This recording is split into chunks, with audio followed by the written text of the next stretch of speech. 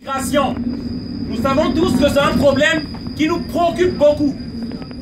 Des Africains qui arrivent en France, je suis africain. Et je suis venu de même, comme ceux qui viennent là, une invasion soudaine des Africains. Mais ce que vous ne comprenez pas dans l'affaire, c'est que cette invasion-là, cette immigration-là est organisée.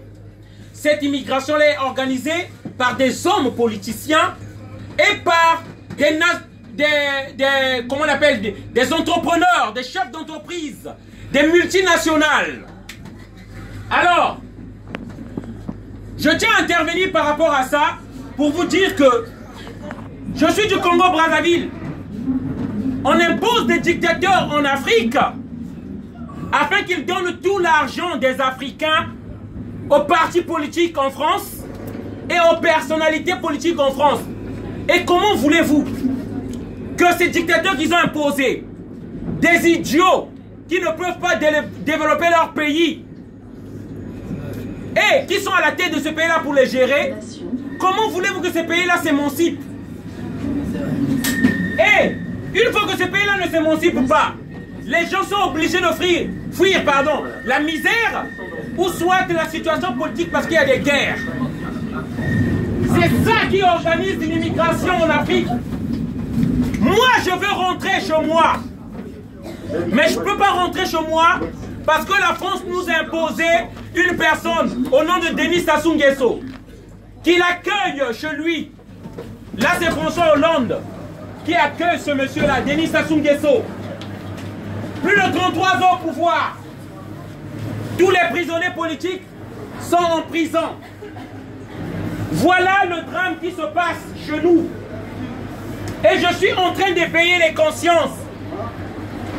Je suis en train d'éveiller les consciences par rapport à la France-Afrique. Certains pensent que la France-Afrique, c'est une relation entre la France et l'Afrique. Mais lorsqu'on parle de la France-Afrique, on parle plus d'une relation des criminels. Une relation incestueuse entre le pouvoir français qui valide des électorats trichés de l'Afrique et des dictateurs qui s'imposent au pouvoir en imposant la misère à leur population. Je parle du cas de la Côte d'Ivoire où on a imposé Ouattara. Vous voyez les intérêts de la France parce qu'on vous donne de l'argent, mais cet argent-là, on les donne aux dirigeants politiques français. Ça ne vient pas aux Français. Cependant, il y a un dictateur en Côte d'Ivoire qui emprisonne les gens. Ouattara, imposé par la France. Vous savez pourquoi on a mis Gbagbo en prison? C'est parce qu'il a dit non à la France. Il a dit non à Sarkozy. Moi, je tiens à vous dire une chose.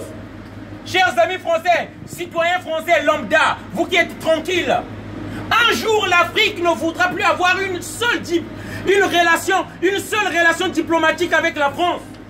Simplement parce que la politique extérieure de la France envers l'Afrique est destructive. Aimé Césaire a dit, ça ne vient pas de moi, Aimé Césaire il a dit, le malheur de l'Afrique c'est d'avoir rencontré la France sur son chemin.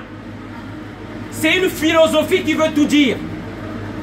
Aujourd'hui, si vous voyez une vague d'immigration en France, c'est parce que la France impose des dictateurs qui peuvent leur donner des matières premières à des prix réduits. Ce qu'on appelle des faux contrats. Des contrats qui détruisent l'Afrique et qui appauvrissent l'Afrique. Et comment voulez-vous pas qu'une fois que l'Afrique a des contrats qui ne nourrissent pas tout son peuple, et qu'ils viennent en France, vous voulez résoudre le problème de l'immigration en France? Il faut qu'il y ait une réelle relation entre l'Afrique et la France. Et moi, je milite pour ça. Il faut qu'il y ait une charte de bonne conduite entre les politiciens français envers l'Afrique et en France, valable en France et jusqu'en Afrique.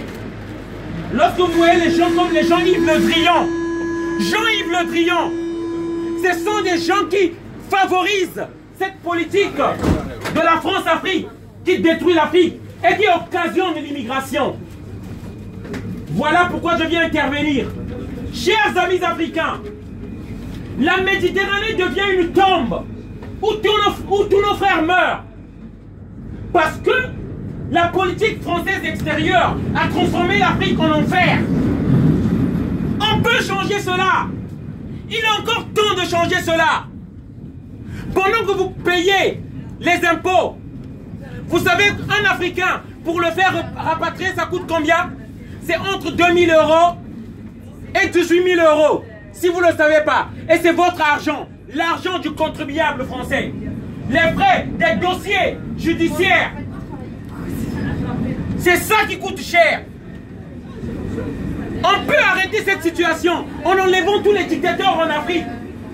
Et le premier, Denis Sassou Nguesso, accueilli ici par François Hollande. Et d'ici là, c'est Macron qui va l'accueillir. Tous les prisonniers politiques sont en prison dans ce pays-là. Y compris un Français, au nom de Modeste Mboukadia, incarcéré, qui est en train de mourir, qui est en train d'agoniser. Est-ce que c'est parce que c'est un noir que la France ne parle pas? Voilà la situation.